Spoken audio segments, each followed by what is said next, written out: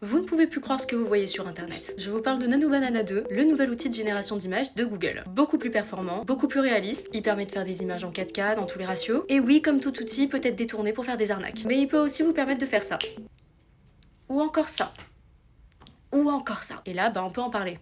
Je ne le dirai jamais assez, un outil reste un outil, et avec une hache, on peut couper du bois ou trucider son voisin. Ça marche aussi avec le feu. Tout dépend de l'utilisation que vous en faites. Et j'ai bon espoir de faire une bonne armée de gentils ici. Et oui, je m'autoproclame capitaine, si vous le voulez. Il y aura un vote. Donc l'idée, c'est de voir ensemble, qu'est-ce qu'on peut faire avec cette mise à jour. Parce qu'on connaît Nano Banana Pro, et on sait que c'est une dinguerie, mais là, les gars, il y a du taf. Il y a vraiment du taf. La première chose que j'ai vue, c'est le respect des typos. Nano Banana 2, c'est écrire. En termes de traduction, c'est une folie. Je l'ai testé sur des pubs Burger King. La typo est particulière, parfois il y a de la texture, et imaginons que cette campagne a envie d'être traduite dans un autre pays, c'est une galère. Et bien là, tout est respecté. Il n'y a pas d'hallucination, la traduction est correcte. Deuxième chose, Nano Banana 2 se connecte à Google Search pour pouvoir vous produire des images cohérentes d'un point de vue historique et culturel. Je m'explique. Imaginons que vous avez besoin d'illustrer un moment de l'histoire et que vous n'avez pas d'assets, et bien vous pourrez générer des images cohérentes avec la période historique que vous recherchez. Et c'est pas sur une époque donnée, c'est sur la date près. Je l'ai testé sur la construction de la Tour Eiffel en décembre 1887 versus décembre 1888. Je peux vous dire que c'était extrêmement cohérent. La même chose sur la chute du mur de Berlin à 3 jours près. C'est particulier à dire, mais cette IA a des réflexions sur vos images avant de vous les générer. Et toujours dans cette logique de IA qui résonne, et bien vous pouvez lui donner un document Excel et à partir des données qu'il y a à l'intérieur, faire une infographie qui claque en 2 secondes. Ah, et pour revenir à la mauvaise utilisation, sachez que toute image sortant de Nano Banana contient un filigrane numérique. Ce qui fait que si vous prenez cette image et que vous la mettez dans Gemini, eh bien vous saurez très vite la véracité du contenu. Et au moins ça peut vous protéger des mauvais utilisateurs. Quant à vous, les candidatures pour mon armée sont très ouvertes. Et pourtant plein de gens en parleront en disant